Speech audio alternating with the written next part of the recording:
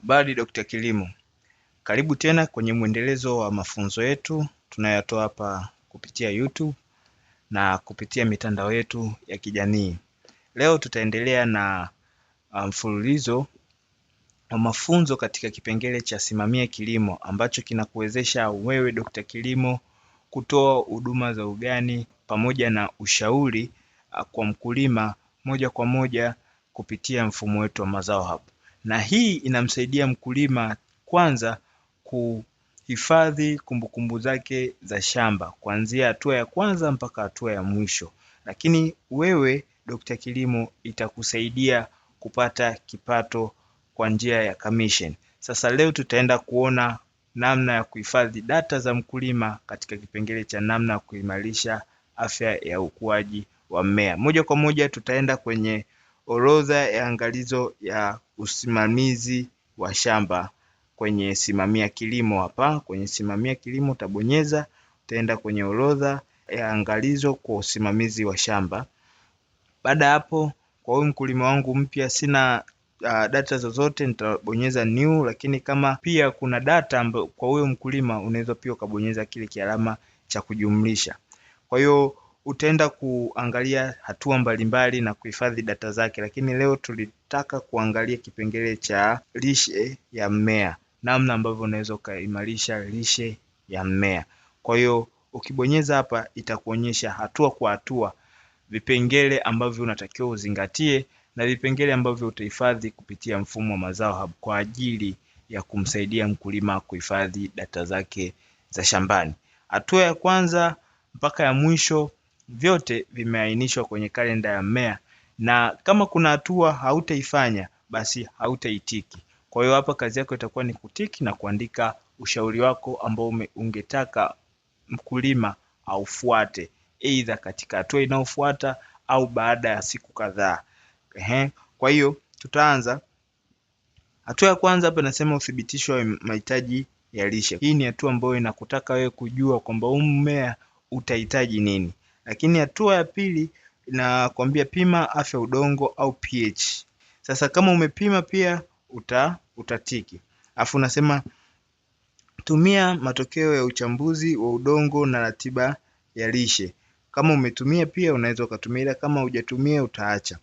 Sasa hatua inayofuata ya 4 inasema kipengele cha pili, mbolea ya kupanda. Kwa hiyo kama ni msimu wa kupanda, utaandika hapo mbolea ya kupanda. Kwa hiyo utatiki hiyo mbolea ya kupanda. Alafu hatua ndogo ndogo zinazofuata inasema tumia mbolea ya asili kama utatumia, lakini kama haujatumia nakwambia huenda utaweka NPK au DAP. Kwa hiyo kati ya samadi au hizo mbolea nyingine za kemikali umetumia wakati wa kupanda utatiki. Alafu hakikisha mbolea ina unyevunyevu wa kutosha kabla ya kuweka shambani. Kama umefanya hivyo pia utaweka hapa. Sasa utaandika hapa jina la bidhaa. Nitaandika tu kile kitu ambacho kipo ndani. Mtaandika hiyo, utaandika kiasi. Hii ni ya kufikirika tu, alafu utakitiki.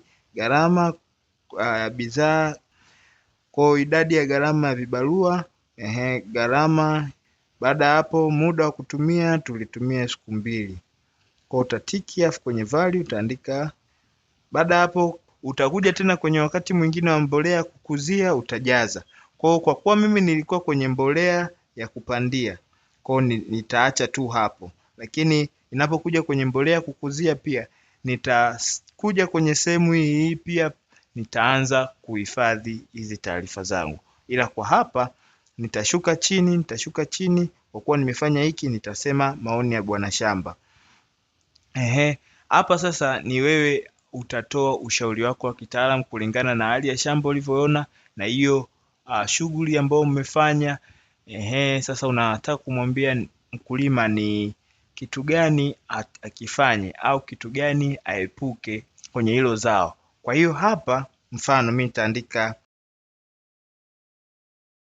na hapa utaongeza picha ya hali ya shamba. Ni muhimu sana kuongeza picha kwa sababu itakusaidia hata unaporudi tena shambani kwenye hatua inayofuata kuja kuona hali iliyokuwepo na hali iliyoko sasa hivi, kama una improve, kama ni kwenye kupanda miche inachipua, kama ni kukuza miche unaona ina afya nzuri.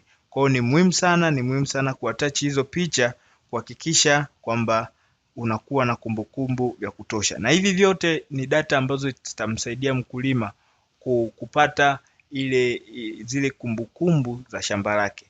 Baada ya kuhifadhi, takwambia success. Kwa hiyo inamaanisha kwamba taarifa za mkulima zimehifadhiwa kikamilifu, na hii hatua unaweza ukairudia wakati wa mbolea ya kukuza, wakati wa mbolea za majani, au wakati mwingine unapokuja kuimarisha afya ya shamba. Na mara nyingi hiki kipengele kinaambatana moja kwa moja na kipengele cha kupima afya ya udongo. Ndio maana pale kwenye hatua ya kwanza alikutaka upime udongo, lakini kama umeweka hizi mbolea au umeapply kwa uzoefu, nao pia sio mbaya, lakini tunashauri wewe kama Dr. Kilimo utoe ushauri kulingana na kile ambacho kipimo kinakuambia. Kwa hiyo kurudi hapa nyuma, unaweza ukarefresh, ukaona taarifa zako ambazo umezihifadhi moja kwa moja. Mkulima pia anaweza akaziona na ikawa kama sehemu ya kumbukumbu kwa ajili ya matumizi ya baadaye. Kwa kufanya hivyo, utakuwa umemsaidia mkulima kuhifadhi kumbukumbu za shamba na kutoa ushauri, na ushauri ambao umeuandika pale, wewe moja kwa moja utapokea message, pamoja na mkulima naye atapokea message kama sehemu ya kumbukumbu au sehemu ya reminder notification. Asante.